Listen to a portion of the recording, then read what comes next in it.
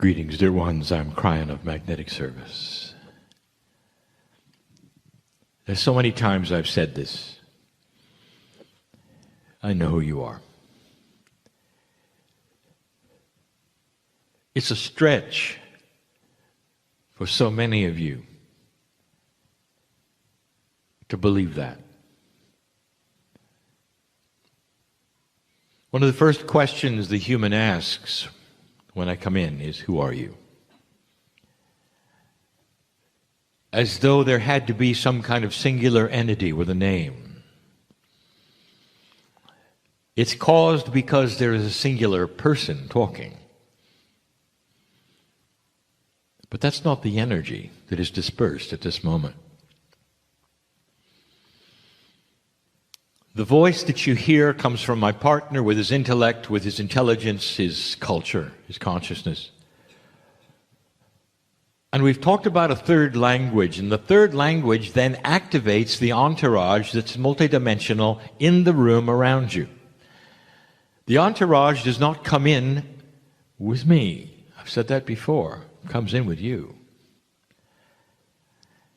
Pieces and parts of that which is the divinity of the soul, which has been discussed even this day, are in the room because you're here. The human being is so much more powerful than you think. If you feel joyful, if you feel euphoric, if you feel you're learning, you're aware then of pieces and parts of you which are now being activated and active around you. And you're not alone, for that then interfaces with the others who are feeling the same thing, and that develops into an entourage. When I come in, I am speaking, and the entourage that is you then speaks to you. And it's not limited to the ones in the chairs. This is the beauty of a multi-dimensional galaxy, universe. It's the beauty of the physics that you don't even understand yet. The ones listening to this who are not here are here. They're listening in another time frame. To us, there is no other time frame. It's all happening at once. It's now. That cannot be explained to you. But they're part of your entourage, even though they're listening later. They're related right now to that which you are feeling. And that is a beautiful system. For so many decades, for centuries, spiritual leaders have felt these things around them. The love of God is this way. And sometimes it's so confusing and yet so beautiful that you can sit there with your arms open and you know you're loved. There are some who have related this to the earth so greatly that they will only do it perhaps in the beach or the mountains. And when they do that, they feel all of nature is with them. The divas in the forest, hear them singing. Know that the sky is attuned to them.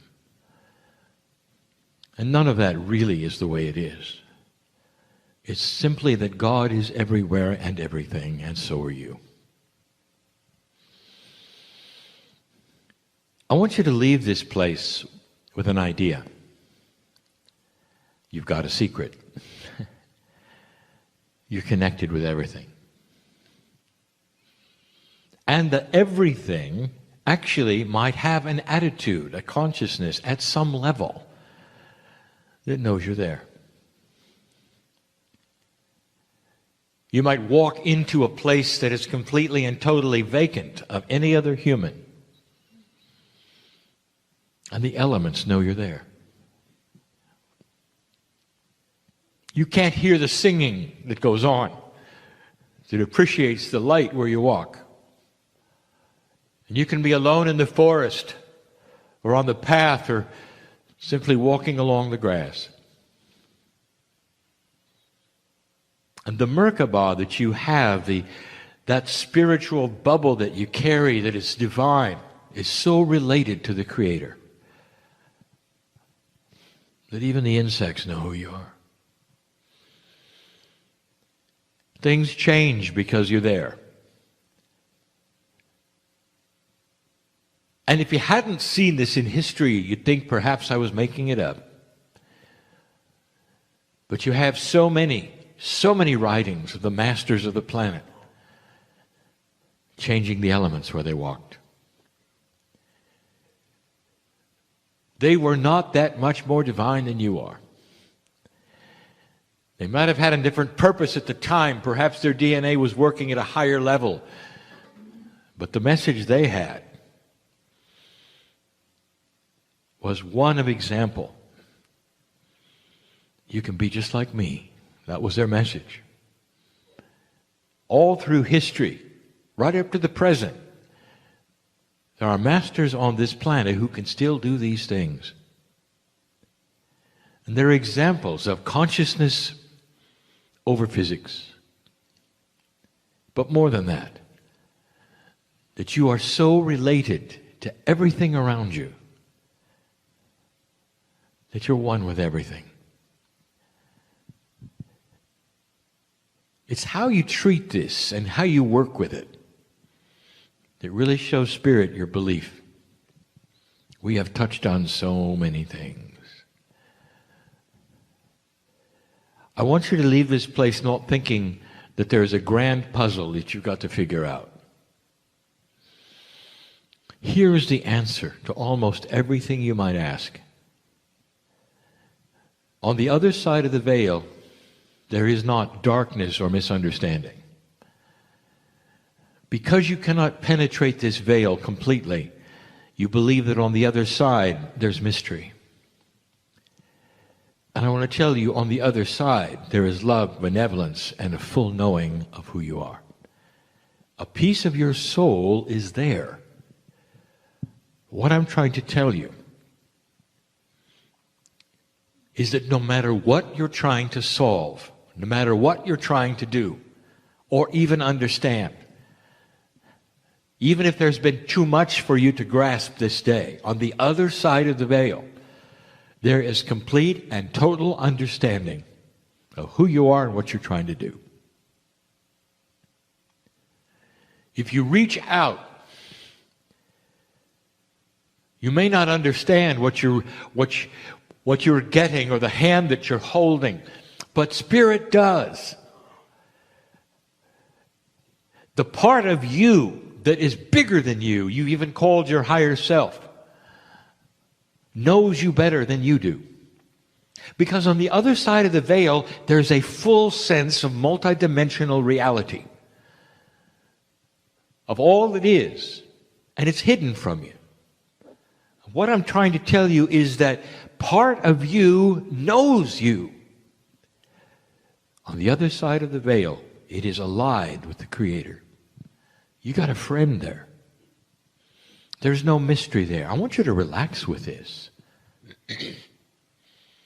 So many human beings trying to reach out to God, and they think God is this enormous, enormous level of intelligence.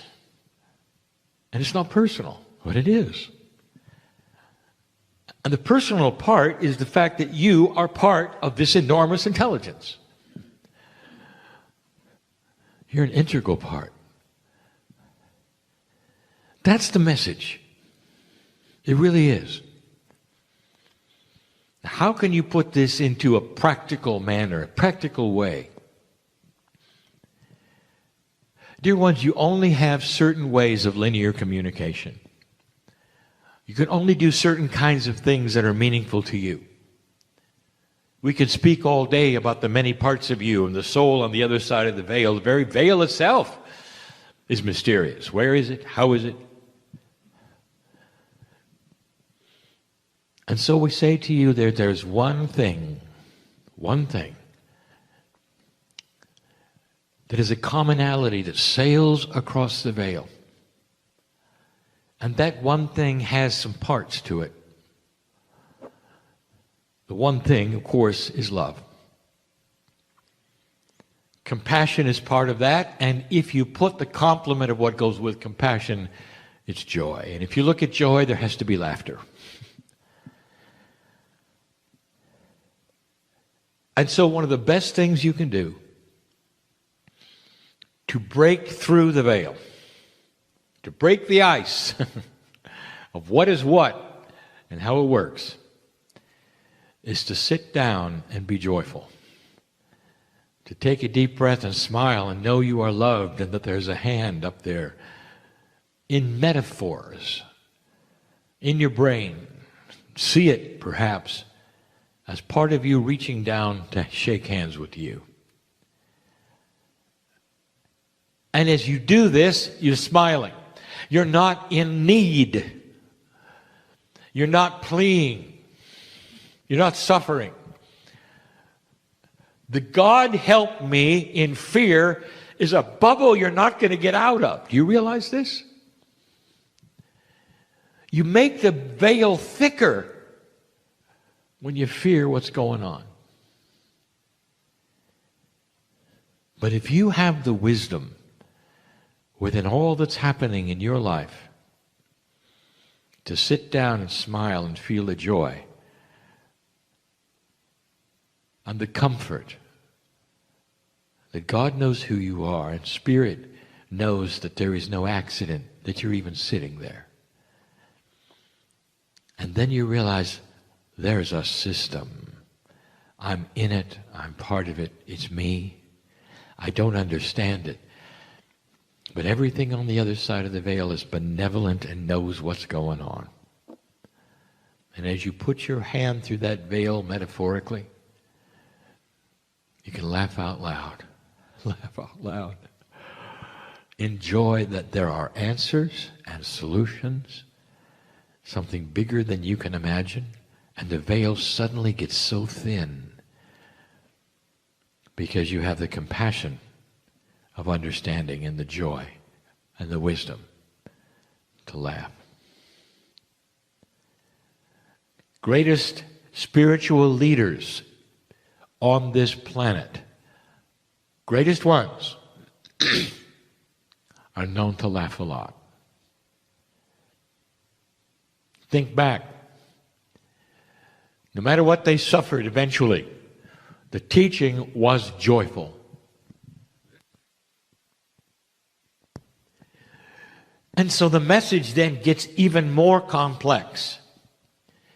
For now we ask you for wisdom. Wisdom to drop an old consciousness that asks for help.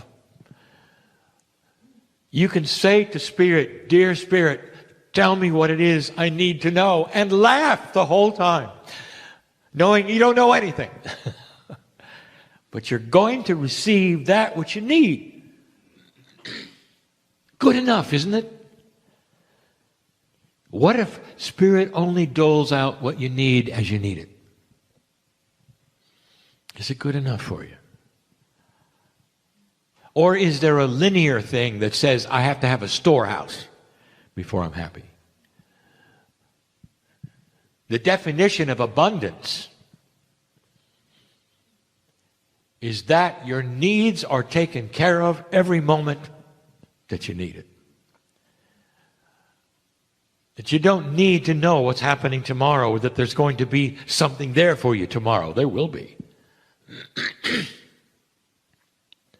We've said it before, the metaphor, the epitome, the history of this is the Israelites in the desert fed every morning for 40 years. And it's an interesting metaphor, is it not? That the generations that came, even though they were fed every morning, at some time during the day there was fear of whether they would be fed the next morning. It's so human, is it not? I'm going to ask you to drop that. How much love do you have to have before you realize it's always there? How many answers and synchronicities do you have to have before you realize that's the system? It's time for humanity, especially old souls and light workers, to stop fearing the future. To understand that this system is forever. Long after you're gone and returned, the system will be in place and you'll be using it. The older you become, akashically, the better you're going to understand it. Let me tell you something. The energy is in place right now, and we've said it before, that when you return in this next lifetime, no matter what age you are, dear ones, this is going to happen. When you return the next lifetime, and you will, you're all coming back, all of you, you wouldn't miss this. You've spent too many years and lifetimes waiting for this. You're going to line up to return. And when you return, you will not have to relearn what you had to learn this lifetime. Because the Akashic awakening is going to be so complete. You won't know who you were or what you did, but you'll have the wisdom not to make the same mistakes. It's beautiful. And part of that wisdom is to know how the system works and to work it in a synchronistic way better than you've ever worked at this time, and be joyful when you do it. Your next life is going to be better than this one. Period. Because the wisdom on the planet that you have helped create, you're going to wallow in and enjoy, and it's about time you had a vacation. It's about time. It's going to feel that way because things are going to be easier.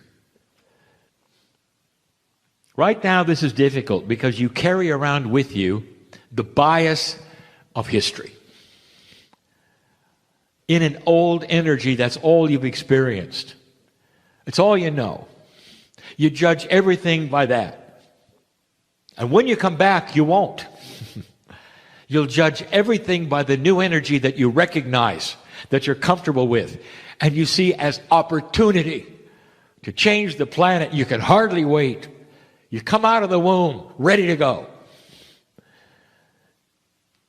Your parents will look into your eyes and they'll go, "Holy moly, who's this?" That's how different you'll be. That's how different you'll be.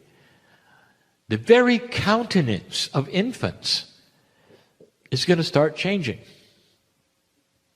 Born into a new energy, an old soul is not going to have the attributes of an old style infant. Everything starts to morph and change and be part of a new energy on the planet. Everything. I tell you this so that you will know not only in this lifetime do you have things to look forward to, but from now on. The system is big. You're eternal. And you'll continue what you started now. It's hard for humans to think past the one lifetime. Indeed, that is the plan, and that should be. But I can tell you, I've been with you before. Kryon is the name of the group that comes before you right now that helps to facilitate the information of this new shift. And before you had this new shift, there were other messages given at other times. I was there. You give angelic names to this very process. An angel speaks to you. It has a name. A group speaks to you. You don't like that. It's got to have a name. The further back you go in history, when Spirit speaks to you, now it has to have a name, a body, skin, and wings, and a halo.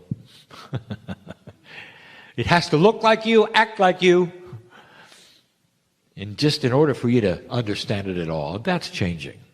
And some of you will understand that Spirit is really part of you, speaking to you. It's a friend. It's not apart from you. It's not God in the sky. It's you in the sky. Part of the creative source, part of a plan, part of a system. A graduate earth is coming. Things happen slowly for you. There are some seniors in the audience who can look back. The attendees that are here, look back in their lives as though it were yesterday.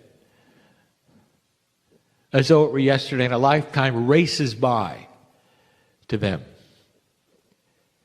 And they look at their chronological age and they can't believe it. So many things have happened, and only yesterday they remembered this and that and this and that. This is just an inkling of what it's like on the other side, for we see all of humanity this way.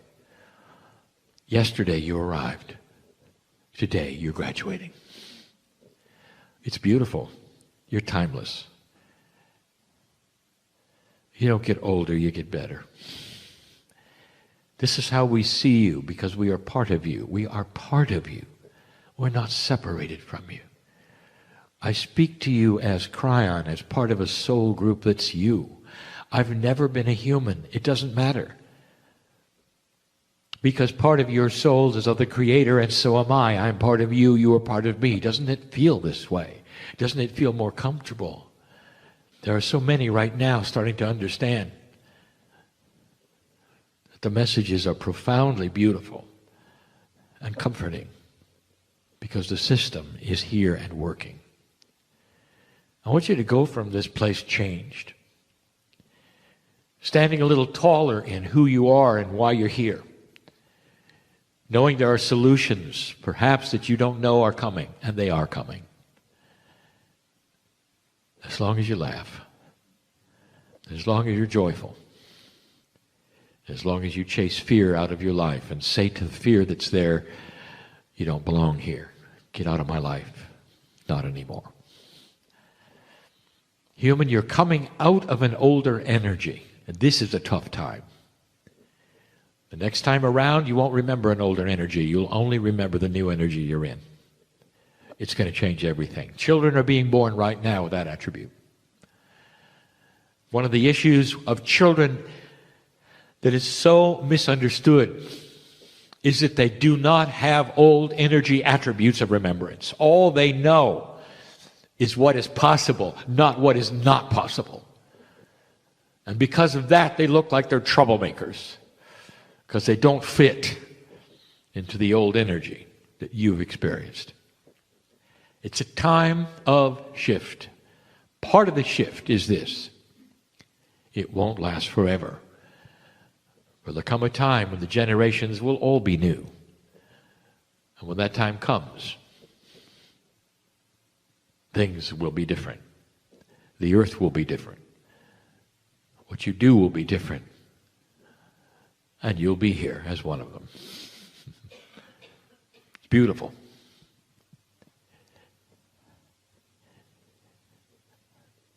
Spirit knows who you are.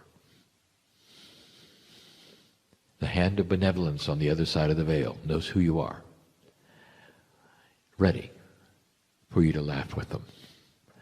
Have joy with them. Don't worry about it. There's too much intellectualizing. How do I do it? What will happen? How many parts are there? If I do this, will this happen? It's really quite funny how linear you're making the beauty and the love of God. Relax. Smile. Be joyful. Don't figure it out. And so it is.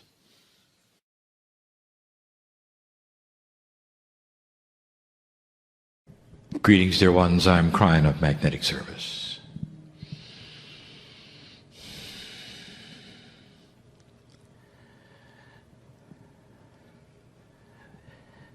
Each group of old souls has its own energy.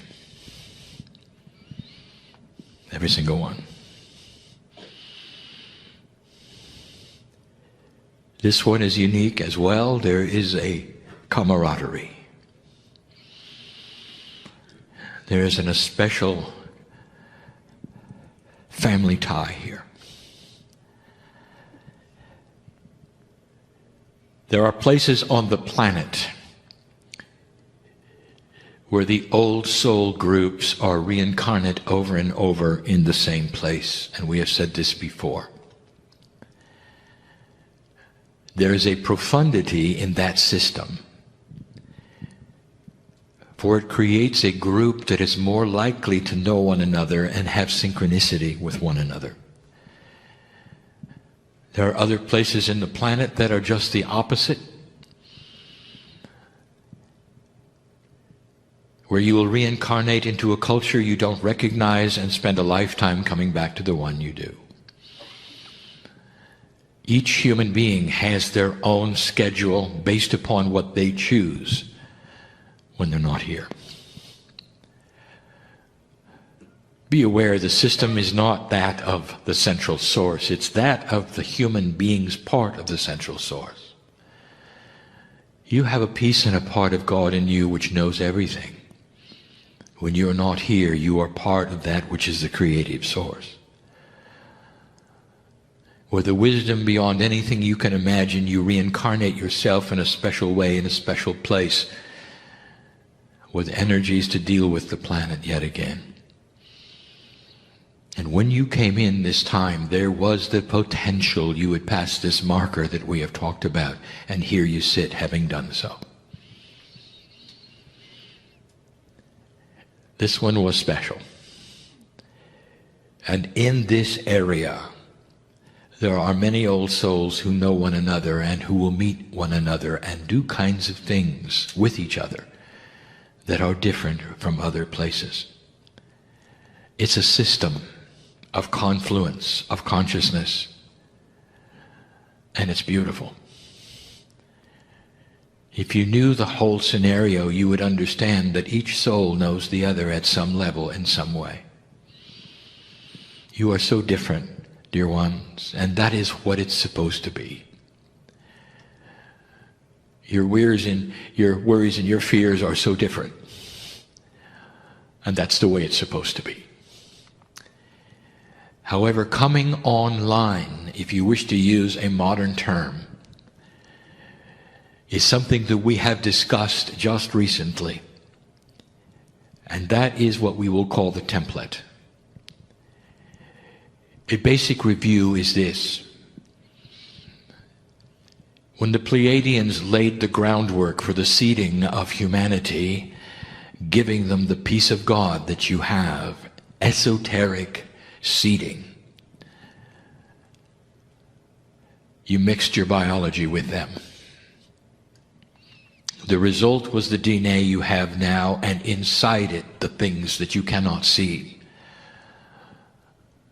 that are quantum and dynamic, and carry with it those seeds of God. We told you last time that one of the things that the original creation template had was that human beings would awaken as human beings with dark and light awareness and search first for the Creator. No other animal on the planet searches for the Creator. It's not simply the elevated intellect of a human being that allows this, it's the template. And as proof of this, I give you that.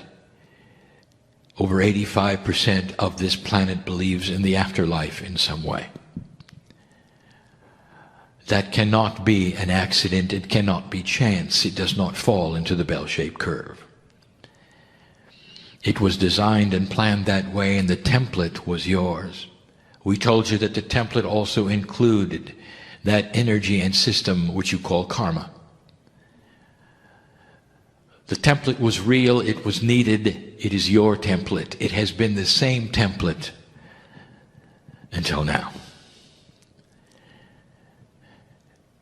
The time capsules of this planet created the template through processes that you are not aware of, that are grand and beautiful, that are quantum-based, that is to say multidimensional, and that come right from the creative source.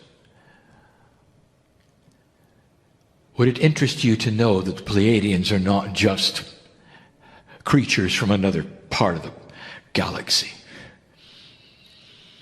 They have their DNA working at over 80%. They're almost angelic. In their physics of consciousness, they don't need crafts to travel to other places. They use what you call the process of entanglement, already seen by your physicists, where physical objects can be in two places at the same time. This is not beyond your reasoning. It is simply beyond your normal experience. And they gave this planet several attributes that you use today. This template that they gave you is not a controlling template. It's an influential one. It pushes that, which makes you think certain ways and gives you free choice about what you decide about them. I want to talk about the new template, and that is why we are here. You crossed this marker. A bridge was crossed in consciousness. And we will tell you, you can't uncross that bridge. And whoever doubts this, who leaves this room, history is going to show it. Humanity is different. You're going to leave behind some of the oldest propensities of the template. You're going to leave behind the idea of conquering and greed and conspiracy and power. It takes time, dear ones, sometimes generations, to rebirth consciousness. For one generation to see the folly of what they did the time before. To realize there are better ways to accomplish that which you really desire, which is health, celebration of happiness on this, and lifespans that you have not had before. The ability to get along with the rest of the planet. And you will have different ideas and different spiritualities, and yet you'll have tolerance to get along. And you will see that as the prime directive, for that will create what you always wanted. Not war. We've told you before, the consciousness is so startlingly different that there'll come a time in history when you look backwards and everything that was before 2012 will be the barbaric age. This is where it's going, and you are beginning it now. This is year 2. I'll say it again. Have you met any 2-year-olds? And what was your impression? This is where you are. You're just learning. You hardly know what it feels like. And yet there are old souls who have been through this on other places who are so anxious and so impatient because they know where it's going that they're frustrated. When is it going to happen? When is it going to happen? When is it going to happen? And the only reason that you're so impatient, dear ones, is because you've seen it and you know what can happen. No wonder you're impatient. It's so different. We told you before, don't expect a utopia. Humans will always be humans.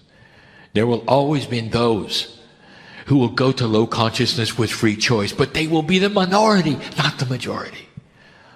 Human nature will be that which is prevalent on the planet, and it will be different because of this new template. The template, as described and defined, it helps you to think differently. It pushes you to awareness. Internal, subconscious suggestion that you may ignore or not with free choice. This planet looks for the Creator and has found it. A monotheistic planet.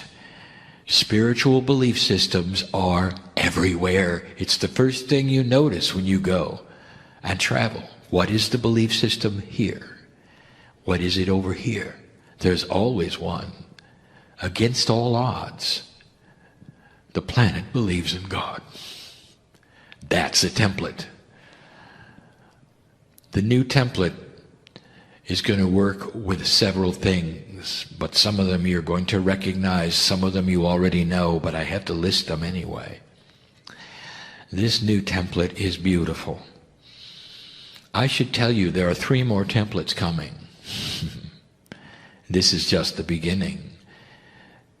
There are no markers to pass, but there are places where literal inventions will make a difference in what you're aware of and what you do next, and a new template will be needed for you to think beyond where you were before.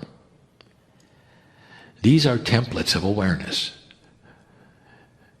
And the very fact that you have a new one being broadcast from the nodes and the nulls, you should celebrate, because there are those who said it would never, ever happen. The template starts to recognize what we channeled recently, which is the triad. The triad is the new consciousness that involves the three parts of consciousness that we channeled about specifically. They are the brain, the intuition, and the heart. Those three represent the triad of consciousness. We talked before, you consider your brain as the central of everything. Your brain simply facilitates all of the energies of consciousness. It does not originate them. The brain originates that which is survival. Intuition and innate together, hooked to the Akash and the higher self, are then also processed by the brain, only you see them as differently and they feel different. And now we add that which science is starting to see as a player of consciousness, as an organ you think simply pumps blood, and it's the heart. The heart has the highest magnetic field of any organ, including the brain, in the body. There is more nervous activity in the heart for some strange reason than anywhere else, and it almost is seen by some science as the second brain. The heart is responsible metaphorically for compassion, and it is. The new template will increase the triad's efficiency in your body. That is why the new human being is going to be more compassionate. You're going to be born that way. The empathy for other creatures just like you on the planet is going to drive you into peace. You will not send soldiers to be killed who are your sons and your daughters. None of you will. The idea will be abhorrent. No matter what is on this planet, you will not turn to that. It's barbaric. It is not what humans do. I promise. Every planet has gone through this. And that's where you're going. Hard for you to understand what we're talking about with this triad. A different way of thinking, where intuition and the heart start to play a major part of thought and not the survival brain. You passed the marker, you've come out of the cave of survival, and now you are into elegance. And the triad will be then increased in its efficiency. Along with the DNA, a compassionate soul will start to be born. It's already happening. Your grandchildren are far too compassionate for their age. And you know it. They look at other children who don't have what they have, and the first thing is they want to give away what they have to them. A compassionate soul does not happen at that age with the old human nature. In fact, children on the playground often take from one another instead of give. This is different. Take a look. It's already begun. That was number one. Number two is something called self-balance. My partner teaches it. It has already been on the agenda and taught this very day. But it's on the template because it is not necessarily something that all old souls have. Some of you are not self-balancing and you know it. Something will happen. Perhaps it's chemically, perhaps it's psychologically, perhaps it's even Akash, that will push a button in your brain that will create an issue that then you have to have solved by another light worker. This has been common. It comes from an old energy paradigm. And it comes from one which is honored, and that is what healers and light workers are for. Suddenly this one has the old soul self-balancing. You're your own guru. You can see within yourself. It is a designed human attribute that now comes forward for that which is spiritual survival. Self-balance. No matter what happens, if you wait just a little while, it will return to a peaceful state. This is good news for some of you who have gone back and forth and swung the pendulum of emotions.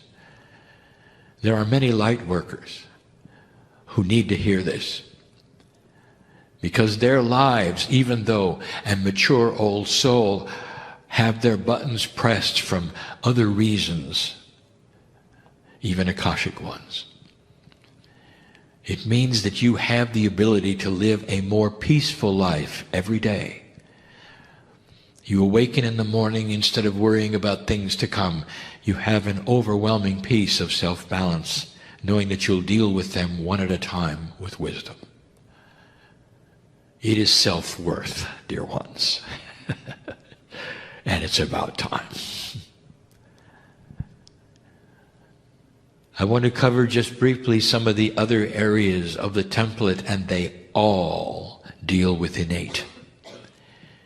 Innate is the new teaching we have given you before. It has been called the smart body. Innate is that part of your body which knows what's happening corporally, is connected to the Akash, knows about the triad and the heart, knows of the pineal, even knows of the higher self. It is part of the consciousness of you. It is not your subconscious, it's innate. It is a part of your body that is esoterically taught. That is to say, it is new. However, it is also one that many know about, for they muscle test with it all the time, using that which you call kinesiology to discover more that you don't know with your brain. So let me discuss the bridge that is going to start being increased in the innate. The first is the obvious one, and we've taught it. And we'll get through this quickly, dear ones, because we want to teach the others. The human body, the corporeal body, is still a mystery to your consciousness. As odd as it seems, you don't know what's going on inside. And you will. This is the main bridge that's going to be crossed little by little. Human beings will start to be more aware of what is happening inside them in a corporeal fashion. And the proof will be this. You will have intuitive flashes, and you will get a checkup because of it. And there will be discoveries that you will catch so soon the doctors will say, "How did you know?" It's up to you to tell them. This is your innate starting to cross the bridge to the triad. The consciousness, not necessarily even the brain. The heart, the intuitive part of you, facilitated by the brain, will increase the bridge of knowledge between that which is conscious and that which is innate, allowing you, very slightly at first, to have intuition about what's going on in your body. Slowly, generation after generation will show that human awareness is increasing about what is going on inside. You can count on it. The second nose will be passed to the child. Now, we are not going to talk out of turn here. There are a series of channelings we have given for what is called the sisterhood. The sisterhood represents those in Lemuria in a certain time frame, what we will call the last Pachacudi of Lemuria. And those channelings are public, and you can hear them. So what I'm going to tell you now is not confidential. Because if you pass from innate to that which is happening to you corporally as a human being when you're born, you're also going to pass something else. You are in the womb of the mother, sharing the life's bloodstream for all of those months. And part of what you will have, therefore, in this increase is the increase in the mother's consciousness passed to you. Whether it's male or female, the compassion of the female mother will play a more important part because of this instinct than ever before. And you will be born with a different attitude. My partner, I'm not really sure you said that correctly.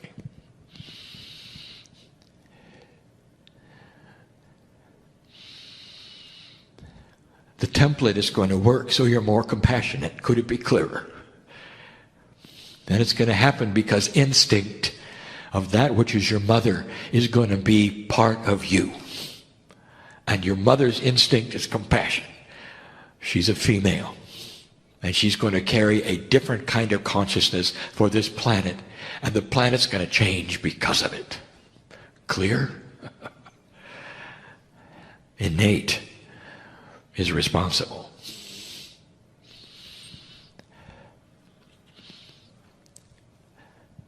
There are so many. You're going to be more in touch with Akash. This is the third innate in the series. And the fourth attribute of the day. Perhaps it's even the fifth. Depends how you count these. You're going to be more aware of the Akash. Right now, the Akashic record in your DNA is responsible for irritating you. Because it's not working well. All you remember from your Akashic record are things that are dramatic. A past life drowning. A death. Carries over the veil when you're born for only one reason, because it is the same level of consciousness you are. Human nature responds to death and drama, and that's what you get from the innate. Now you're about to grow up. And as this starts to grow, your Akash is going to pass the things that really made a difference. Some of the most beautiful experiences you've ever had, you'll dream about them.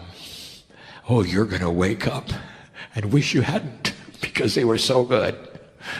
And you'll start remembering them. They will shape what you do next. You'll remember celebration and joy and good things that took place with you. All this is a change in the way the Akash responds to the template.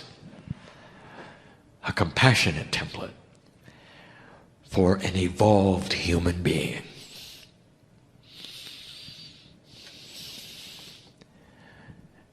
I'll call this the last one.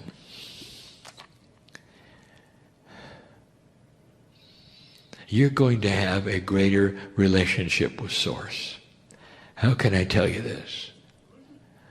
Right now, as you sit in the chair listening to me, there's a relationship. And it's not really a believable one, is it? You report to a room, a man sits in a chair, his conscious leaves him, and in his body there's a beautiful entity as you feel it. I say it's a brother, sister, who comes and gives you instructions. That's your relationship. And for a few minutes you might enjoy actually the feeling that I give you when I hold out my hand to you and say, let's just join hands for a minute. You can talk to Creator, all right? That's going to change.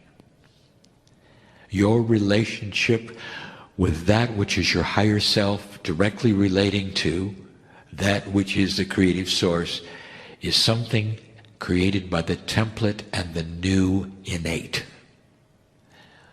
You're going to know who you are.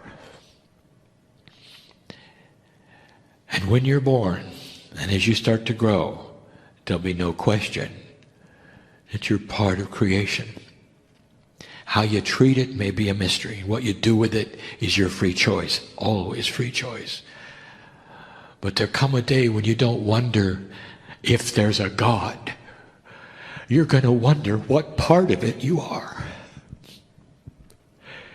And there are those who are so impatient because you've been there and done that and you know I'm right. And you can hardly wait. That's the new template. Oh, there's more. But for now, it's enough. This is what I want to give you. To some, it's far-fetched. For some, you'll have no proof of it while you're on earth. For some. Free choice and discernment. And how you react to this message literally will shape what you do next. How much power over your own life and your own body do you really think you have? The more you believe you can change it, the higher your DNA will cooperate with you and will do the things you tell it to. Dear ones, that's how much power you have.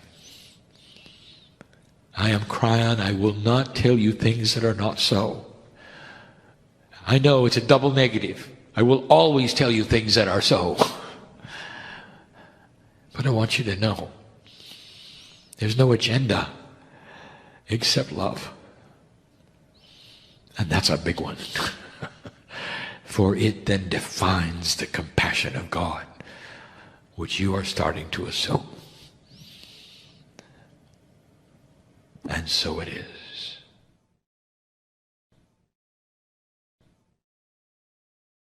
Greetings, dear ones. I am Kryon of Magnetic Service. There used to be a time when my partner had to adjust in the first few moments of a channeling. There was a time where he had to actually change his countenance. Try to relax. Let the pineal flow without what is called the filters of human consciousness, belief. And now I just jump in whenever I want. It's the way of it. That the practice of communicating with Spirit pays off. And you get better at it. And so the human being is asked to practice.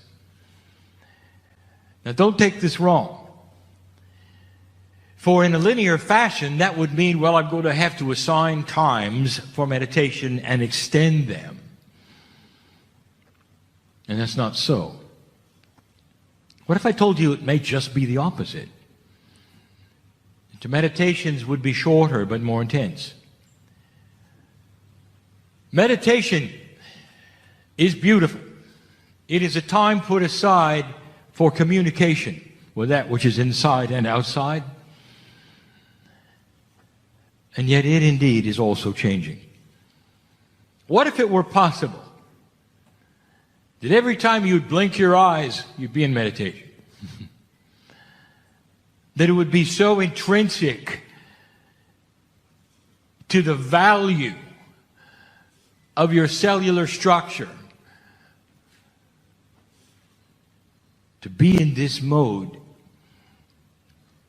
that your cells would just crave it. They would crave to be in meditation 24/7, but a walking meditation, a working meditation. So that as you get up out of your chair, there's no difference, really, than when you sit down to meditate.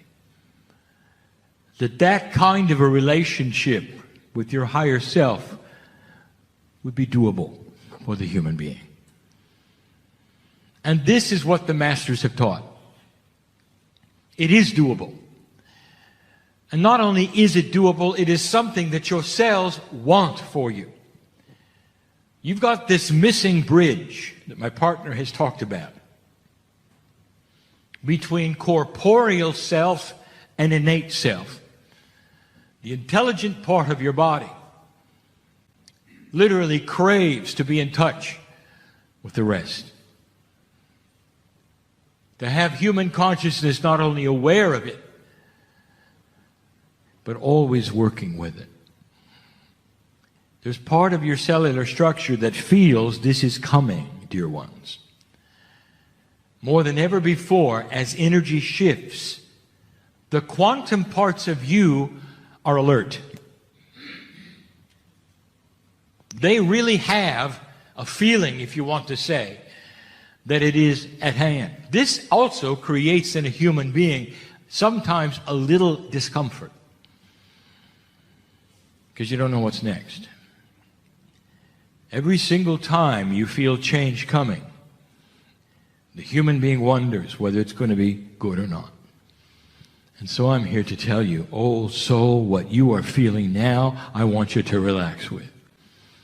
I want you to relax with it and let it in. And the expansion will be the result. The expansion of you with you, of you with your higher self. Isn't it time? Isn't it time to meet the rest of you? Think about that. You're bigger than you think, and I'm going to continue this teaching from last night about the soul. I only have a couple more things to say about it. And you may have heard it before, and my partner may have mentioned it before in his talks. But I want you to hear it from me. And so this would become part 2 of what we call soul journeying. Now, the soul isn't journeying anywhere. It's you who are journeying to meet it. You're cognizing what it is. You are journeying to meet yourself. And we have named it this way for a reason. It's not linear. You have to look at it backwards in order to understand the profundity of it. Before I begin, I would like to say, and I know where I am, it's precious here. I've told you it is a piece of Lemuria here. I've told you the Pleiadians are here. The very creative source. The beauty of a benevolent society that would be in ascension status and be your spiritual parents. That energy is here. There are only a few places on the earth. There's only really 24 of them who have been assigned the attributes of time capsules. They pair up eventually, and you'll understand the push-pull energy between them. One pushes what you don't have, and one removes the old stuff you don't need. That's how they work. By the way, that's also the attributes of the push-pull energy in the center of the galaxy you have mistakenly called a black hole. It's not a singularity. It cannot exist. We have said this before. Isn't it interesting that in physics everything comes in pairs, and then when you look at the middle of the galaxy, there's only one thing? Where is your common sense? There's got to be a pair there also. There always is in physics.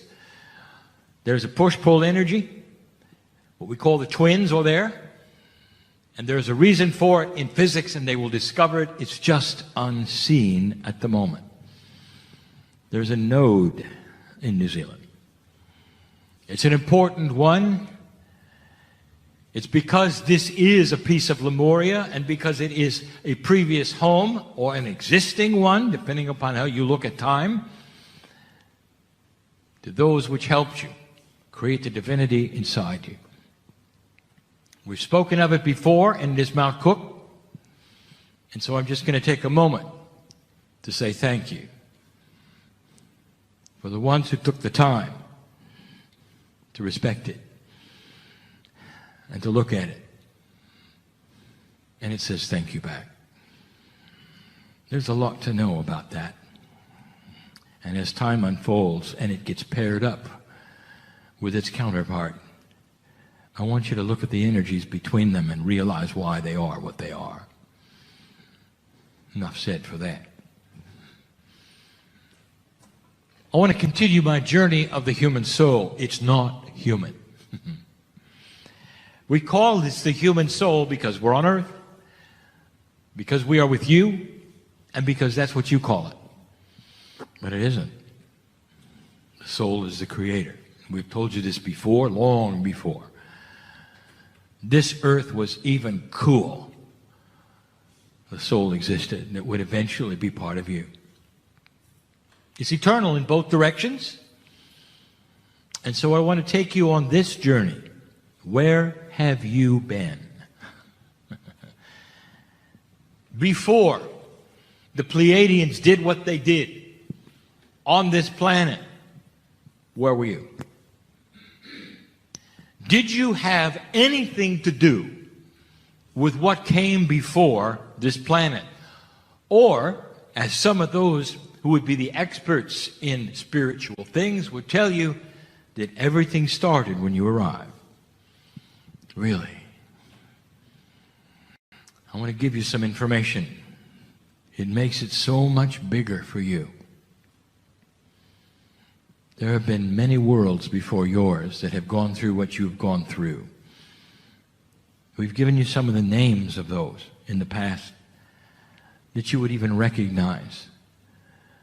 The Pleiadians are the most immediately removed from you. They are your spiritual parents. They did the work. And they watch over you like parents would watch a child that has totally, completely free choice without even knowledge of their parents.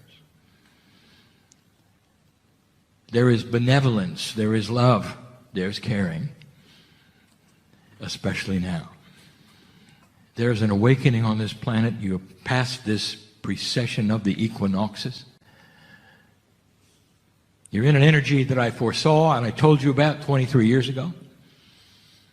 And here we sit. There's celebration in certain parts of the galaxy because of this planet Earth. Oh, don't look at your news today, okay? This is not what we're talking about. We're not talking about current events. I'm talking about world events, not world as you would think of it in the news, but world that is the Earth from its creation to now. And all the things that have taken place in the way they have, what you've done with it. You're sitting on the precipice of massive change. You have free will, you always have, you always will. But we've seen this before. And here's what I want to tell you. So have you. For some of you, this is the 12th or 13th time you've done this. Do you realize that? Your soul has been involved in other places, in other planets, in other constellations. Life is so old in this galaxy, dear ones, compared to yours. So old. Life could start as easily as a few million years when a planet is ripe and ready and begins properly and accelerates in the right way. Not that hard. You will find eventually, listen science, this is a prediction, you will find eventually that when you discover life in other places that are not related to this planet, it will have the same kind of DNA structures. These DNA structures are common to the galaxy. It is how life develops. Oh, there will be some variations, but you will see a commonality that will tell you that what you have on the planet is not unique. Hardly. When you look out at the stars and ask yourself, is there life? It's like standing on a beautiful beach on the planet and asking if anywhere else on the planet there's another beach. Just because you can't see it. The processes that would create a beach on your planet are the processes that would create your planet itself and other planets that would have life. You've been part of the process.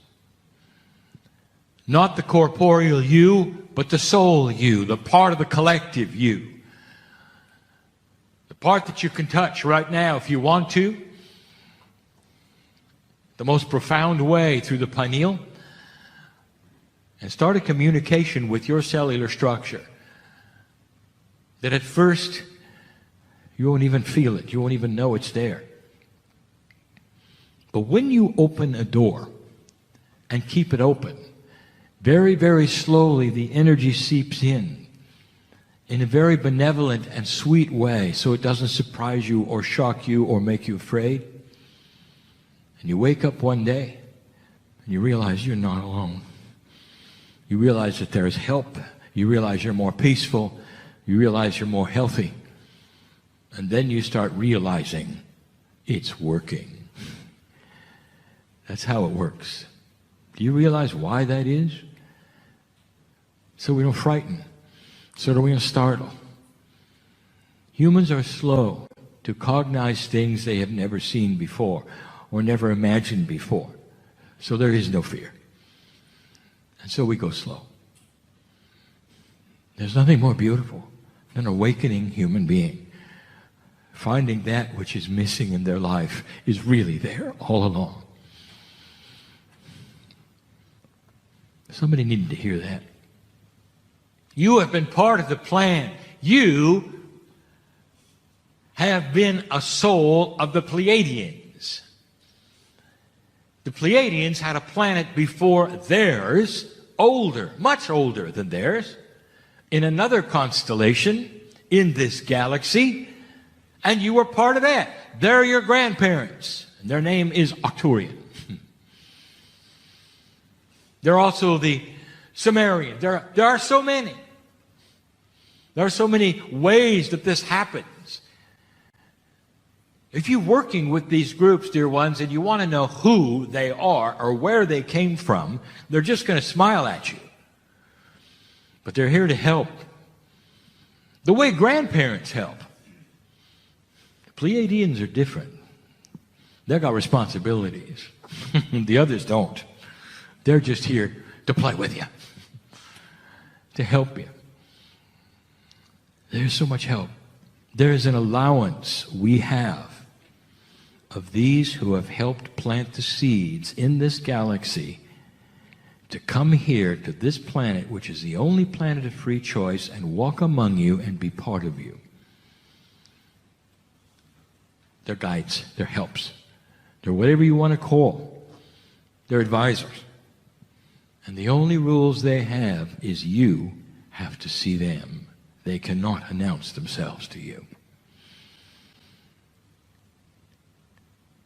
Many have.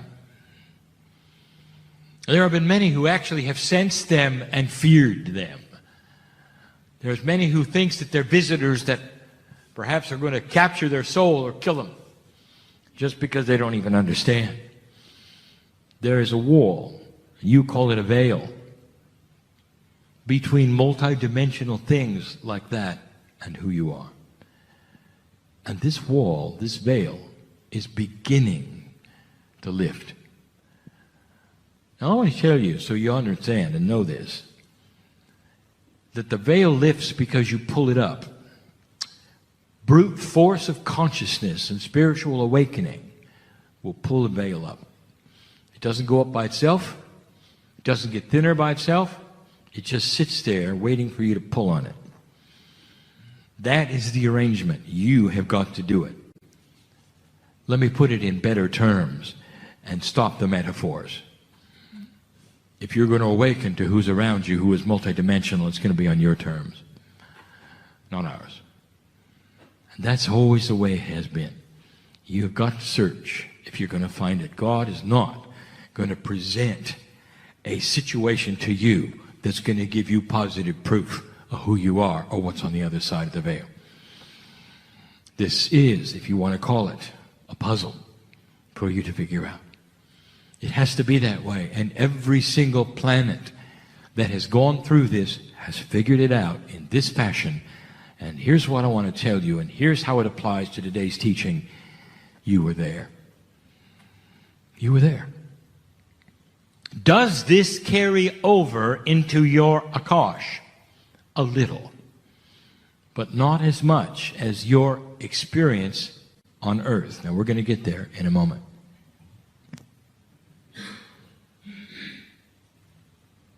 I want to tell you there's two things that I want to remind you of. And we've given them before, but we're talking about souls in general. So I want to tell you what they are. The first is this. Even though yesterday we told you cannot put human attributes on God, and that it's a mistake to think that the creator of the universe has these human things, there's still one that you always seem to develop on your own. It's an old energy concept that's going to have to disappear before anything happens of significance to you. And that is the concept of judgment. Judgment is a human attribute, an old human attribute, an old energy human attribute that is separatist. Judgment comes from one human looking at another, or one civilization looking at another, and deciding that the other civilization is not behaving properly. Judgment is one human being looking at another and saying they're not doing it right. Judgment is everywhere. All over the planet, always has been. Judgment creates wars. And so naturally, when you build your religious structures, judgment is God. And it isn't. And it isn't. And it never was. But it's ingrained into you. Am I doing it right? How often do we hear that? Dear Spirit, I don't want to offend any angelic entity anywhere here. Dear Spirit, I don't want to do the wrong thing. Dear Spirit, this or that. What are you afraid of? Judgment? You're still doing it. And that is why I'm talking like this. You're still doing it. You're walking around feeling small. Why is that? Why do you humble yourself before God? Now I just got in trouble, didn't I? That's expected, is it not? Be humble before God. If you are a piece of God, why are you humbling yourself before yourself? Does this make sense? Spiritual common sense. If you're a piece of creation, you don't have to bow to yourself. What if, instead, we said it's time to stand up from the humbling position and take the power that's yours? In benevolence, in courtesy, in generosity, in integrity, not humbleness. What good is it going to do to grovel before God? And how is that helping the planet? Groveling before God. And the reason I'm in trouble with this message is because that's what you've been given since day one. God is great, you're not, therefore you should bow a little. But if you apply the teachings of yesterday and today, and you start to realize that you are a piece of this majesty that is God itself, that it's in every single piece of trillions of DNA molecules in you, and that they all have a consciousness of wanting you to discover what that is, do you think they want to be worshipped? And the answer is no. I want you to start thinking differently about God, about the soul that you have inside. You deserve to awaken to your magnificence. How about that statement? And the magnificence does not show itself in egotism. You don't stand and beat your chest and tell everybody how good you are. No master has ever done that. You awaken to the wisdom and the maturity of mastery. What is one of the chief attributes of mastery? Silence. You knew that. Be still and know you are God. It's silence.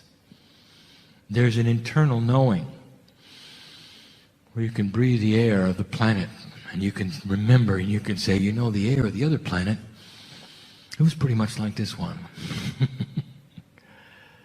You're wise beyond words because you've been there and done that, and perhaps you don't know the details. But just sit there for a moment and be quiet. Can't you feel who you are? Is this too far removed? Is this too far removed from your intellectual pursuit? Is this too far removed from your 3D logic to think that there was more to life than what you've been told? There is no judgment. Stop humanizing God and creating attributes of situations that are human applied to God. How many times have we heard there are trapped souls someplace? They may be trapped between one place and another, and then humans will decide what those places are. They'll create levels, perhaps. The soul is trapped between 3 and 5. It's all human-made. You know this. How can the creator of the universe be trapped? There is no individual soul energies. It's all part of the whole. It is a collective that is part of you. And when you expire corporally and move on to the next level, the soul is collected from your body and becomes part of the whole again. Now, when you sense somebody who's departed, that is singular, and it's hard to describe to you. It's actual, it's real. We've even told you that pieces and parts of your loved ones who have passed over, the ones especially just recently, become part of you for your life. That's soul sharing, dear ones. It's important you understand how this works. So how can you have part of God trapped between some human created levels? And the answer is, it's impossible. Can I call it what it is? It's mythology at its best. So the next time somebody looks at whatever it is they're looking at and said, that's a result of a soul being trapped, inside yourself, I want you to know better. It's not necessary for you to speak up and say, well, now that's not exactly right. That's not what the masters do either. No, I want you to know better. And the reasoning for this is so you don't see a system that doesn't exist. I want you to see the system that exists. And that one is beautiful. There's no issues. There's no problems. There's no trappings. There's no purgatories. There's no soul that goes someplace in preparation for something else. We told him that yesterday. There's no levels of souldom. God is God. The creator of this universe is what it is. It's not segmented. It's not trapped. And it does not have a consciousness like humans do. It's beyond that. Way beyond that. It's something I can't even describe. For you, all you have to know is that it loves you beyond measure, and everything that is there for you is benevolent. You don't have to jump hurdles, dear ones. You don't have to prove yourself one way or the other. You just have to agree to learn more about what is there inside you. And the rest will be something that will be self-evident. And we say it again, when you go to your knees, if you wish to do it, if you want to honor God in any way you want to, when you pray, when you meditate, we're there. And there's only really one question, if you want to ask a question, that you should have. And the question is, dear God, tell me what I need to know. There's only one.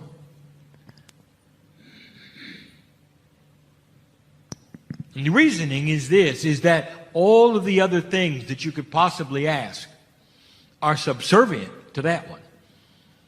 Tell me what it is I need to know, dear Spirit, in order to solve the problem, to get from A to B. There's somebody here who needs to hear that. Here's what I'm going to, you know who you are. I want you to go to a place and ask Spirit this. Tell me what it is I need to know to get out of pain, all right? You didn't come to suffer, dear ones. It's time to get through that. Someone needed to hear that. Shouldn't have to live that way. That was not the plan. Whatever has happened, water under the bridge that brings you to that place can be undone. You have control over your own cellular structure, and it wants to hear from you. I want to bring up the final one. This one is difficult. We always save the best to last. The ones that are hard to understand, concepts that are perhaps things that you haven't really pondered much, and I'll give it to you. And this has to do with what we would call soul inheritance. When you look at inheritance as you perceive it, it's mostly in 3 dimensions, and it is what we would call chemical.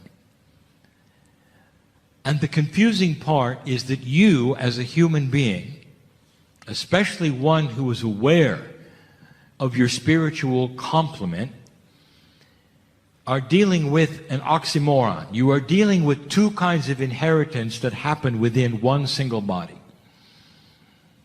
Now, the chemical inheritance is that which you're taught in school, and it carries over with it a lot of what your parents had and your grandparents had. You look like them. Perhaps you will have dispositions in cellular structure. Your DNA carries through. There are things that you pass. There are talents, there are instincts that your parents would have, and you can see it. Some of you can even look at your hands and recognize your parents' hands were there. That's chemical inheritance. It's powerful. The man who sits in the chair in front of you right now has a chemical inheritance. His chemistry is Irish. And if he tracks back his lineage, he will find that it's not too many generations before he finds himself in Ireland. And he can track his name, which is very Irish, right back to a family who is there. And he's done it. Someday he may even visit. That is his chemical inheritance. Now, you don't know the story, and now is not the time to give it, but we have exposed to him his immediate past life. And it was not Irish. It was across the ditch in Australia. And that is who he is. Now, here is the issue. Who is he? Is he Irish or is he Australian? He has one path which is Akashic and one path which is chemical. And so he is a combination, a unique human being who has an entirely different past when you look at the Akashic family compared to the Irish one, which is chemical. And they are both accurate. Is that confusing enough or what? It doesn't have to be.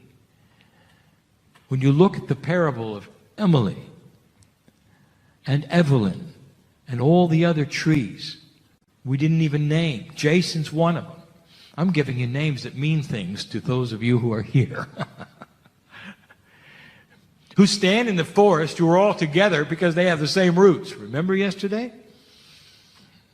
So what I want to show you and tell you is that you have to start looking at yourselves differently about who you are based upon both kinds of inheritance. The chemistry you have, you track back, and you think, well, my past life was then perhaps my partner had to be Irish. No, it doesn't. You just have the attributes of chemistry. The real past life, the one you want to look at, is Akashic. And what is confusing about this is how there can be two paths that are so different that then create a unique human being like you. And you want to separate them, and you want to say which one is accurate, and I'll tell you, they both are. Take my partner. He assumes, and now he knows, that he is part of his parents and his grandparents and their parents, that he has the chemistry of all of them. But he also knows that the part of him that is God that he knows is involved in his Akashic remembrance, and those are the lives he lived with other chemistry from other parents and other grandparents. The result is this, dear ones. Don't overanalyze it. I want you to look at yourself. That's all I want you to look at. How has this come together to create who you are? How is this come together to create who you are? You are a unique human being. Absolutely unique. This is part of the uniqueness. Chemically, you have attributes of 3D inheritance. Spiritually, you have attributes of Akashic inheritance. They come together to create you. Where it goes from here will create another you. The corporeal complications and the puzzle are beyond anything you can imagine. I have just entangled the puzzle that some will listen to. And they'll start to realize the puzzle has always been there. It's going to unravel some things that you didn't understand. How your lives, when read by an Akashic reader, can take you on a whole different path than what you know your parents did. And now you have the answer. Don't try to figure it out. I want you only to see the beauty of how it has created you. Is that good enough? That's all you have to look at. Unique in every single way. You've got the best of everything.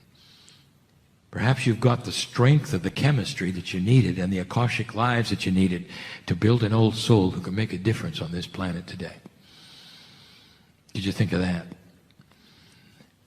Everything that you've gone through had a purpose. But you're done going to school. And you're done surviving. Now it's time to come out of the cave. See who you are. Check out the magnificence around you. Get out of the crouching position. Stand tall.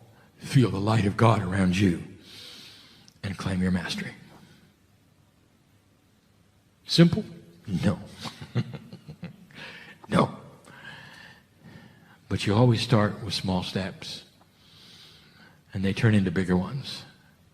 So now it's time to start. That's the message of the day. It'll get more complicated. I promise. And so it is.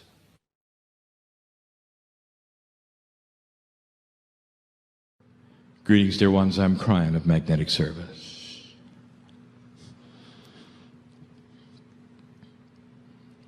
And so the energy builds.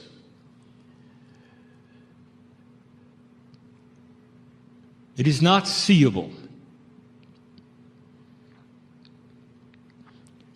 For the three-dimension reality that you live with doesn't let you see who you are. It's one of the reasons that Spirit looks upon you and wants to wash your feet. If I use the word sacrifice, it's not correct. It sounds like suffering, and you're not here for that.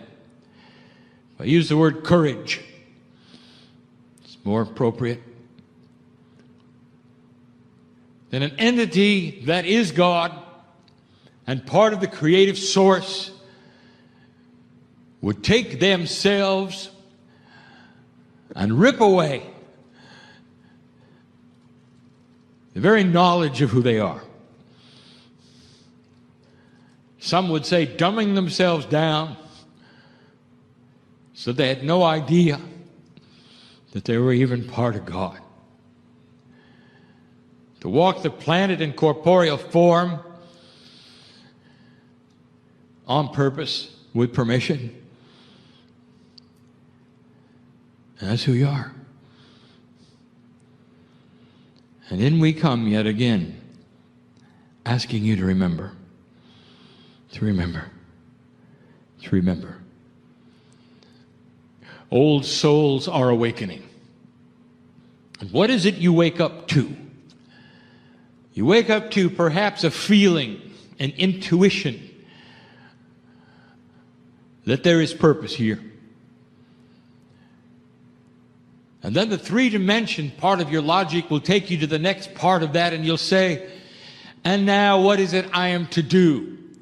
And before you there is a list. One that is linear. Shall I write a book?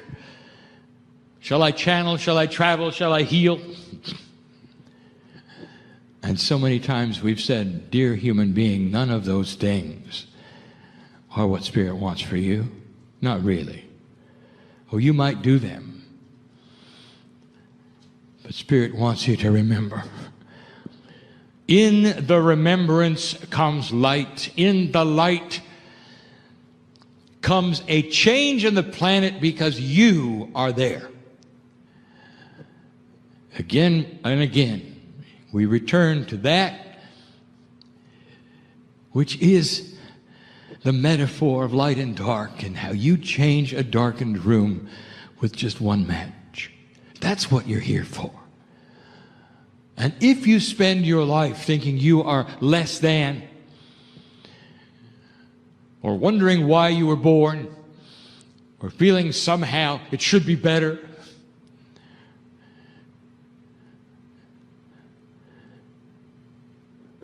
you create your own demise. For you'll go back to that place where you came, which you call death, and wake up on the other side of the veil with me, and you'll hardly wait to get back, saying, maybe I'll give it another shot, maybe I'll wake up this time, maybe I can do something for the planet. Well, we're saying, why don't you listen now? Well, there are things you can do now. And we've said it before, and we've said it before, and we've said it before. You leave this place and you walk into dark areas and you know where they are, whether they're at home, whether they're at family, whether they're at work, whether they're with friends, and all you have to do is hold the light. You become compassionate. Have you ever tried to argue with a person who's compassionate? Have you ever been angry and gone into a confrontation and you expected anger back and what you got was surrender? Where a human says to you, I'm not angry. And you are. And the human says to you instead, I surrender to you. I'm vulnerable in front of you because I feel the love of God in me. Let us not be angry again. And what do? It just dissolves you, does it not? And all that anger and energy, and it just goes away. And you just met a light worker who was able to change you because they were different. Do you see how this works? Now that's work. And that's what you came for. To change your countenance. To be more compassionate. To hold light. There are so many questions asked. The hows, the whys, the reasons. And they've been asked for all of these years, and we attempt to answer them the best way we can. And here is another channeling, yet another channeling, where we endeavor to explain the unexplainable unexplainable to those who stay in the box of 3D. Many times the answers are not what you want to hear. We're crying, how do I do this? And we say, you just do. That's not good enough. It's not an answer that you can work with.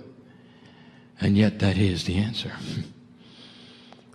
And so let us start to pull these things apart, to give you metaphors, ideas, explanations on some of the hardest issues we have ever brought.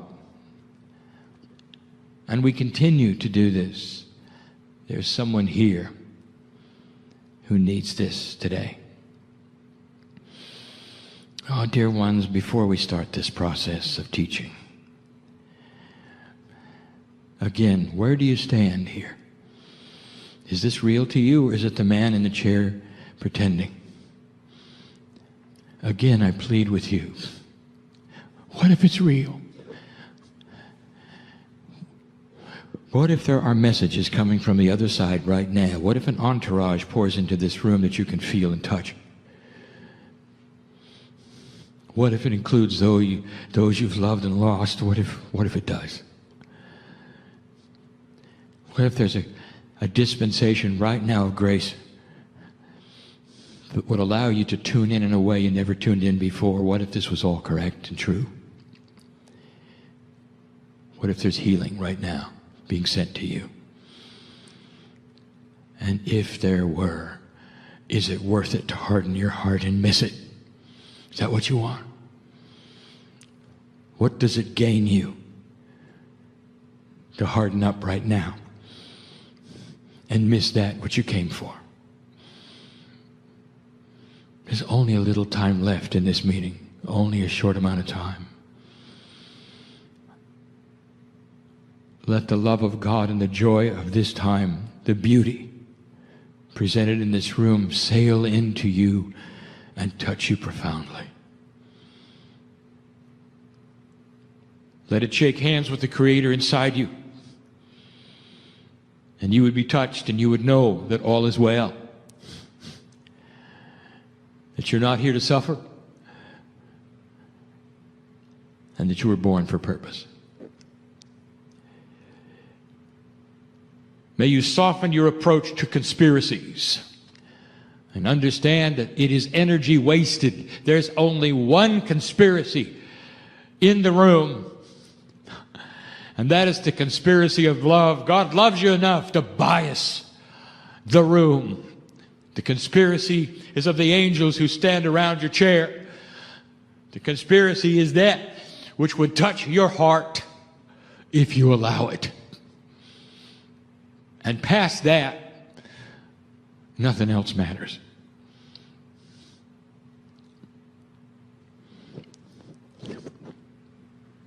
And so I've been asked to become academic. How do we start the process of enlightenment? How do we start the process of speaking to cellular structure? How do you begin something that has no way to begin in a linear fashion? You are in 4 dimensions and you stay there. And nothing you're going to do at this particular moment in time is going to push you into a multi-dimensional state where you'll have an aha and see it all. It's taken my partner 22 years to knock on the door and start to understand what is truly there. But that was then, and this is now. And what is taking place is a quickening, and some of you are feeling it. It is a quickening that you have produced with the consciousness that you have. Let's talk about intent. We have discussed intent many times. It is the beginning. And what are you intending to do, and what is the process? We have mentioned it before. There is a body intelligence called innate. This represents a quantum field around you, which is the culmination and the summation, that is to say, the sum of the parts of the energy of the DNA.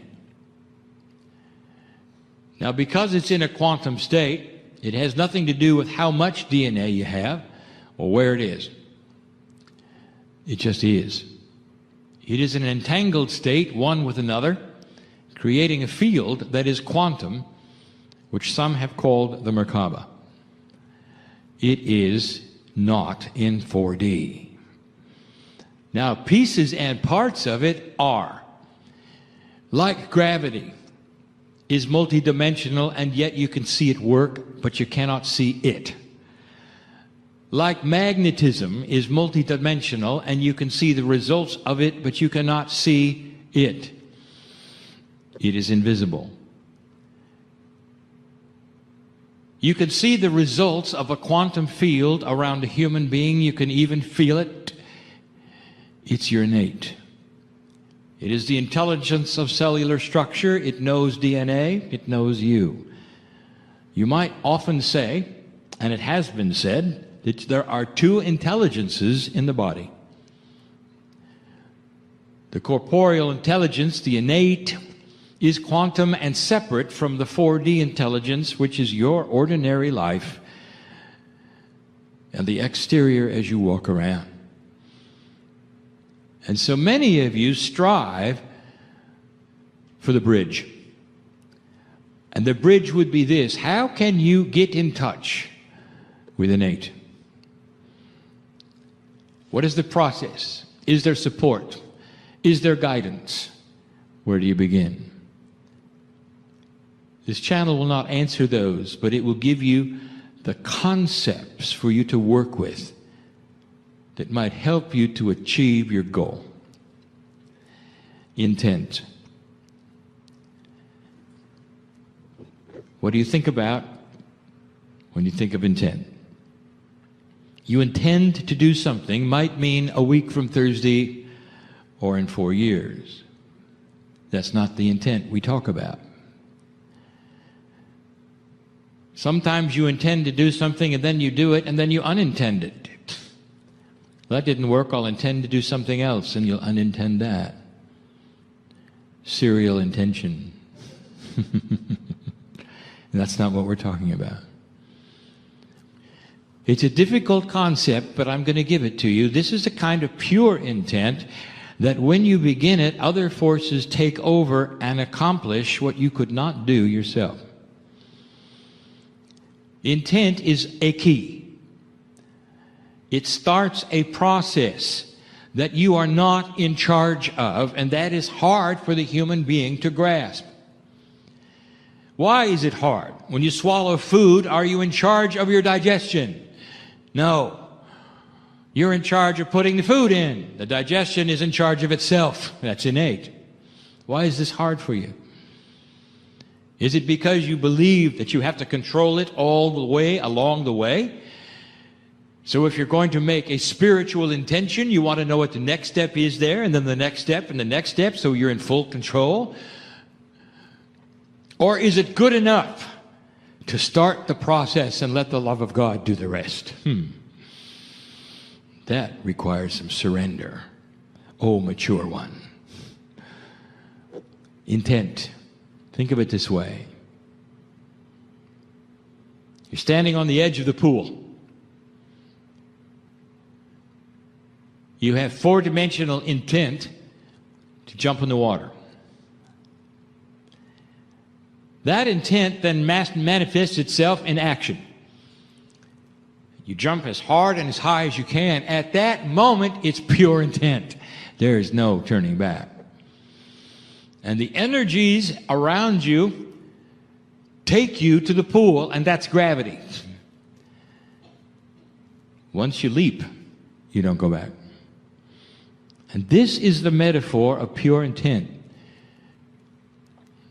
22 years ago, I gave my partner a concept, and we wrote it in book 1. released years after the concept was given to my partner, where he struggled with it and would not release it because of the word implant. 3 years, he would not release it. I gave it to him in '89.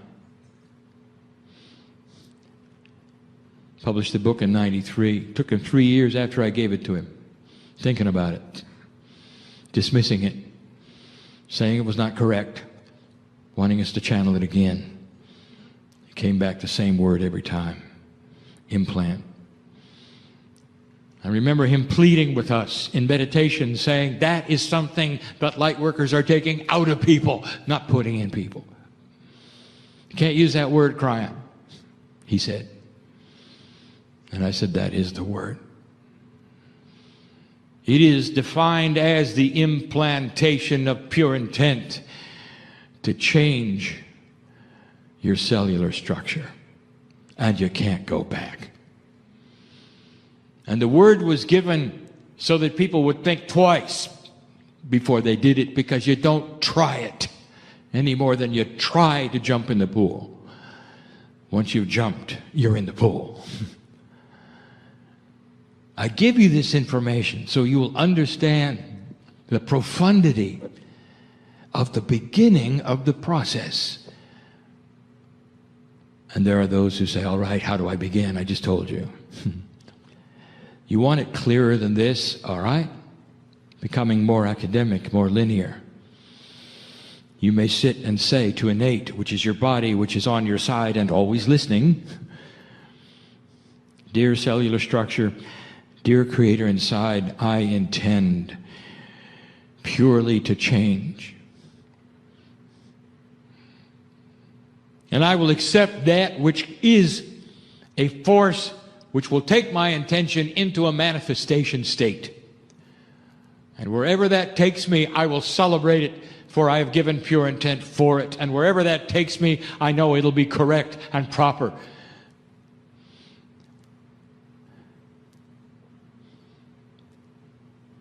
And I'll try to understand. And it may take me to places which are dark for a moment, and I'll try to understand. And if this intent changes my vibratory level, I know there'll be a space of uncomfortability, and I'll try to understand.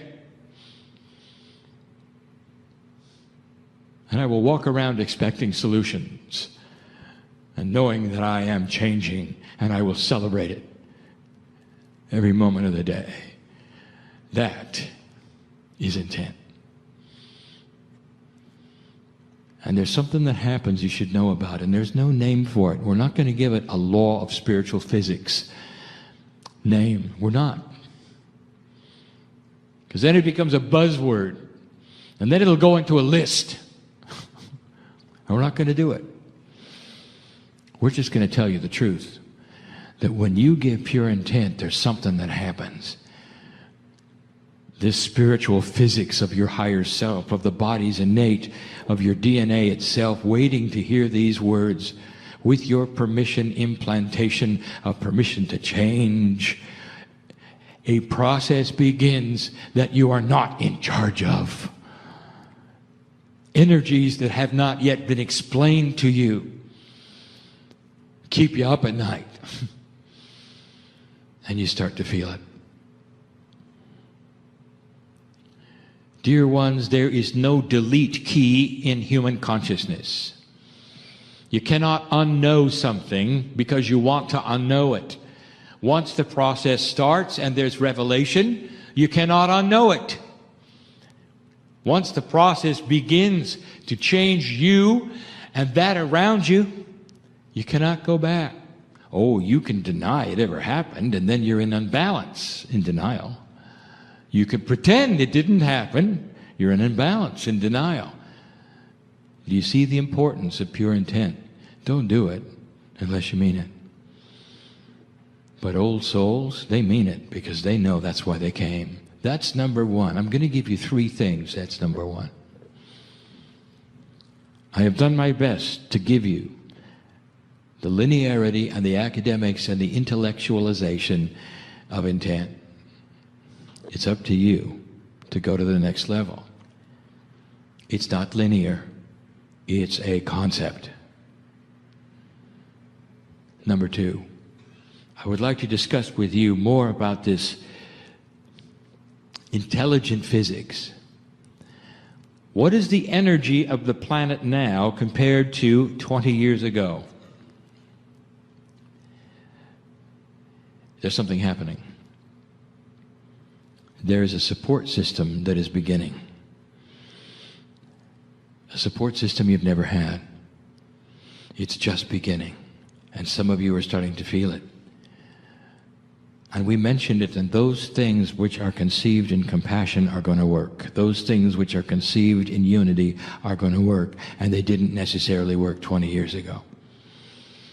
Something is happening. There's a cooperative Gaia approach here. Something is happening that is actually allowing light workers to hold their light. Now I speak to those light workers who have been part of this, what you would call old soul revolution, for up to 40 years. And you've fought the good fight, haven't you? And you've had the battle, and you've known what it's like to walk into energy that affected you. You've had to be careful where you went, because there was darkness that was too strong. You had to be careful who you healed. You had to be careful about the unbalanced person that was with you, because it was a fight. And some of you were drained and had to have recovery. And that was the energy then, and I know it. And it's not that way now. Some years ago, we started to tell you that your light is stronger than any darkness. Some years ago, we started to give you the principle of the light worker, the lighthouse. All of this to tell you that there's an intelligent physics which will take whatever you do now and amplify it. Amplify it. But more than that, there is now beginning to be a system of support. It's not just about energy that's going to work for you. There's a system of support. All right. My partner is saying linearize it, intellectualize it, make it academic. These are concepts.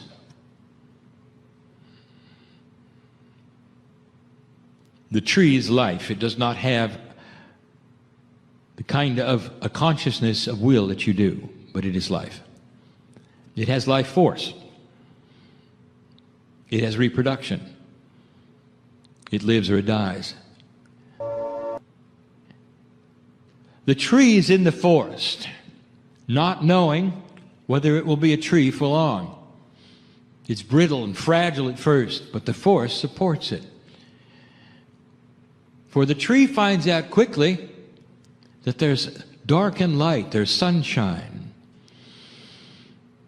there's soft earth where the roots can go, there are insects that will actually feed it, and it somehow feeds them. There's an ecology, a system that supports the tree. The tree does not stand alone. And soon there is a forest that has grown up seemingly against all odds, because there is a system. And how did that system get there? Carefully. Through a long time of shift and change in order to fine-tune it so it was perfect. Take the same tree and put it in the desert, it dies.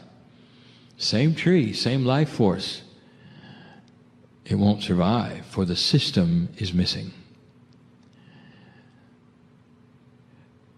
The light worker is now in a position where the system is beginning to work.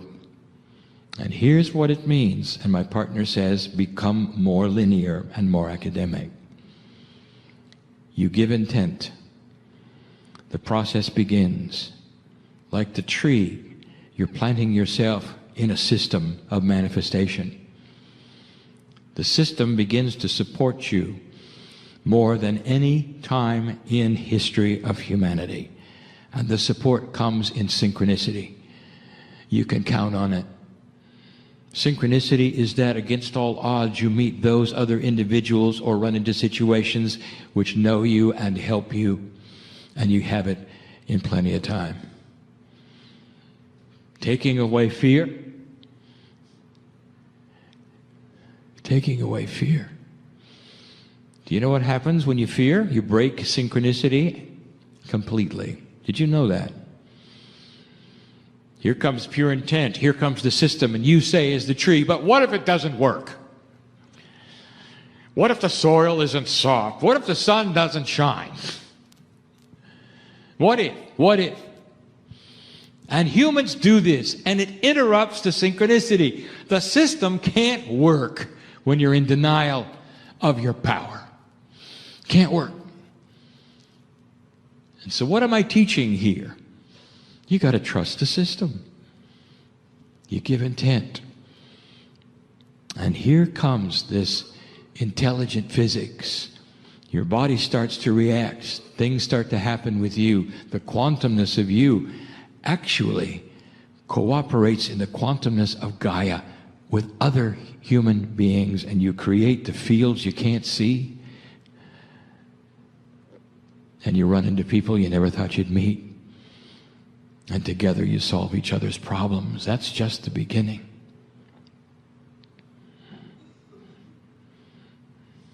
It's a system. Beautiful it is. That's number 2. You are supported in ways you were never supported before. It's time to try things again which you've discounted could ever happen. What is it you tried and didn't work? And now you realize the timing was horrible and it should have been now. Why don't you try it again? The system is starting to be in place. That's good news. Do you realize what I'm saying? All that you have asked for regarding the shift of this planet Earth and the vibratory changes that you have wanted are starting to fall into place. Look around the Earth. Look what's happening. Civilizations, cultures, casting away the old, not even knowing where they're going, but sure it'll be better than where they came from. That's new. There's a system beginning on the planet. That's new. Number 3. I've just shown my partner what it is. And he's saying to me, don't go there unless you're linear. I can't, because the process is not linear. It's called guidance. Here's the question asked by every human being who hears the message, and it says, all right, I've given intent. I'm part of the system, and here I sit. How do I know what to do?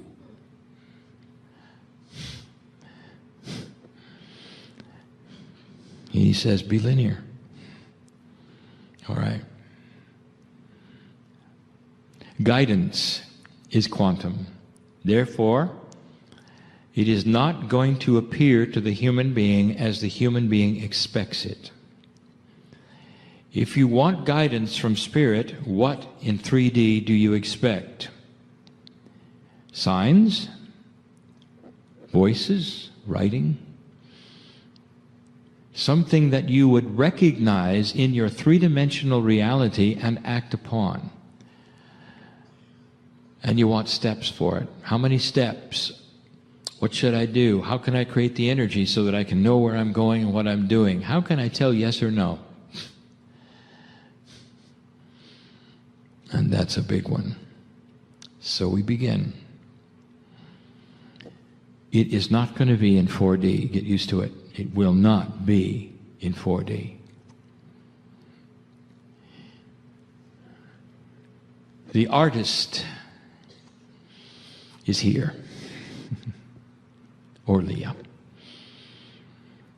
And she has said to you that she awakened one day and the painting in her mind was already on the canvas.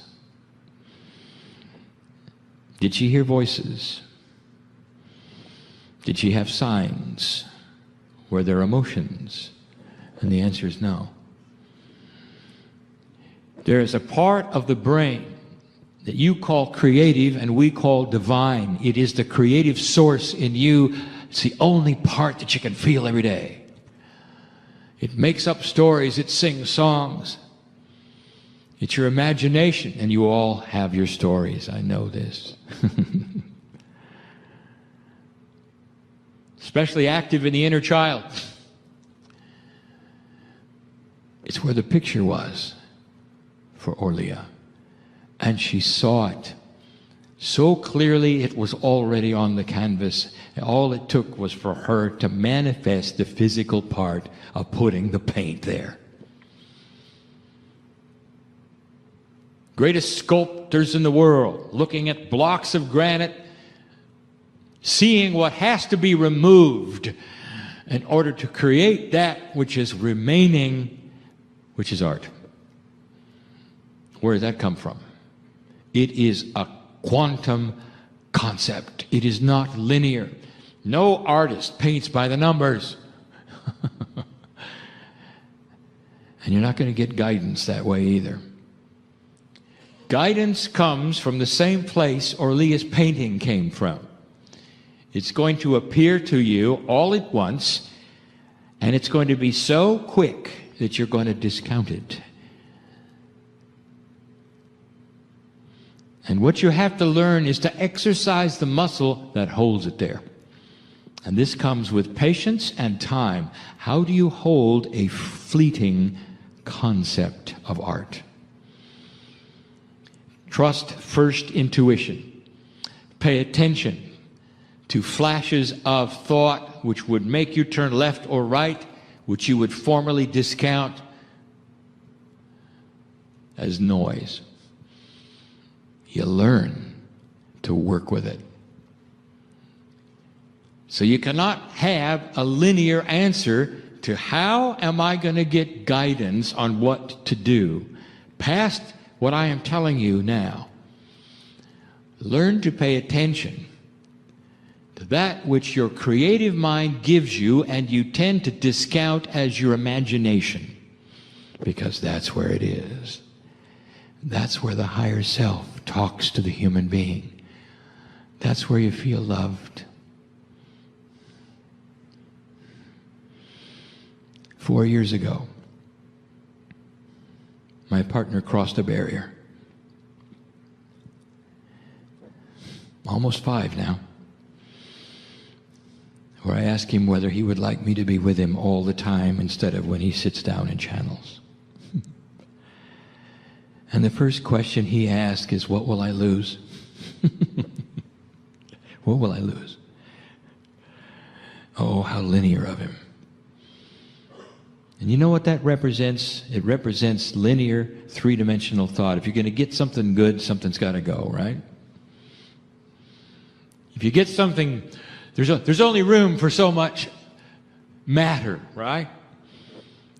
So if you're going to take on something else is you're going to lose in order to get. How 3D of you. I had to train him.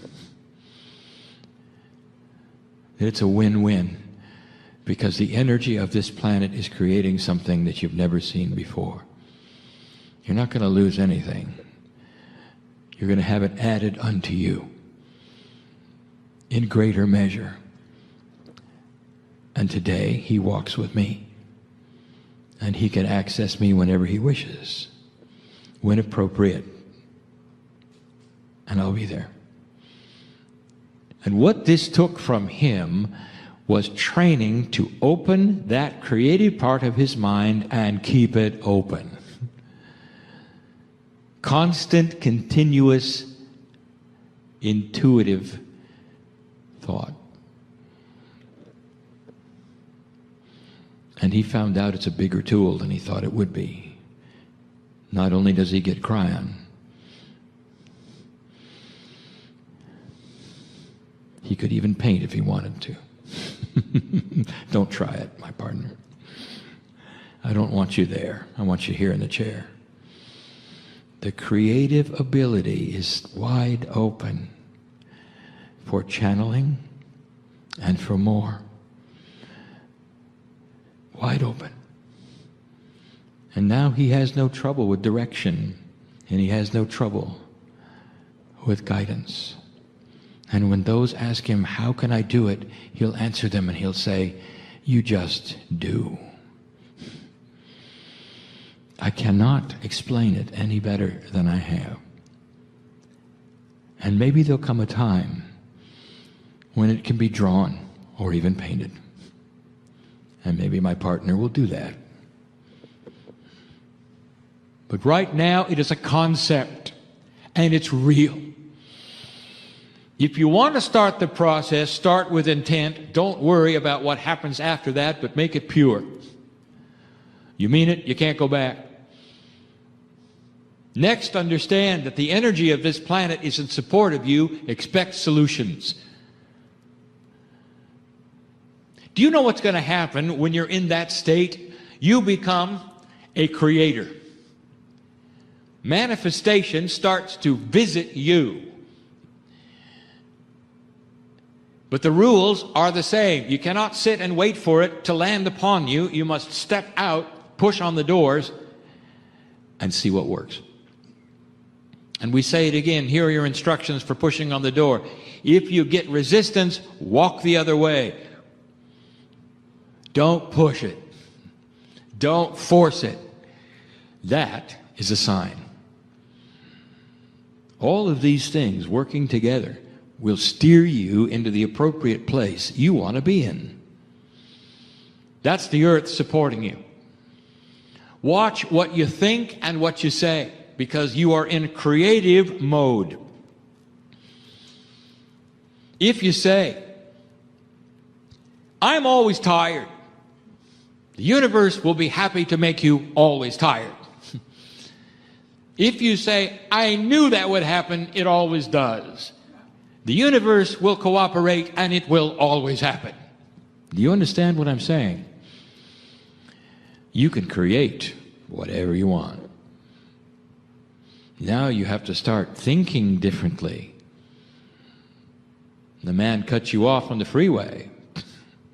Think differently. Bless him. I'm sorry he's having a bad day.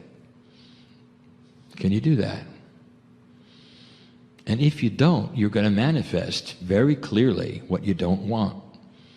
Fear begets fear, anger begets anger. You can generate them, manifest them, put them upon yourself. You're a grand creator, especially in creation mode, because the earth is going to support what you want. Finally, guidance is going to come from the creative center of your mind, that part that paints pictures, sings songs, does poetry. That is the message, dear ones, this day. Now, what are you going to do with it?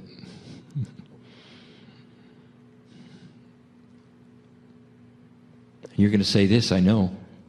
Well, it all sounds good. I think I'll try it. A week from Thursday. I'm busy. Why don't you do it now when the entourage is here? Why don't you do it now so I can watch it? Is that perhaps why you came? Make it simple. I intend to start this process and I'm going to do my best. And some are saying, I've got to listen to this channeling again. I've got to be sure. And then if you are one saying that you didn't get it, what I'm telling you is you start the ball rolling and it rolls by itself. Do you understand this?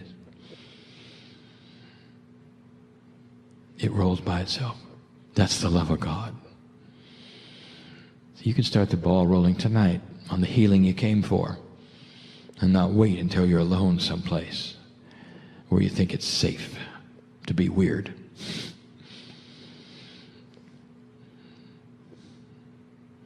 That's why I'm here. For I am Kryon in love with humanity, but I am aware of the quickening. And you've never heard me say it before. Do it now. Don't wait. For now is a good time to plant the seeds of peace on this world. And so many generations from now, you may actually meet your Pleiadian brothers and sisters. When they come down and they look just like you, and they say, job well done. And that is where it's going. Light worker. And so it is.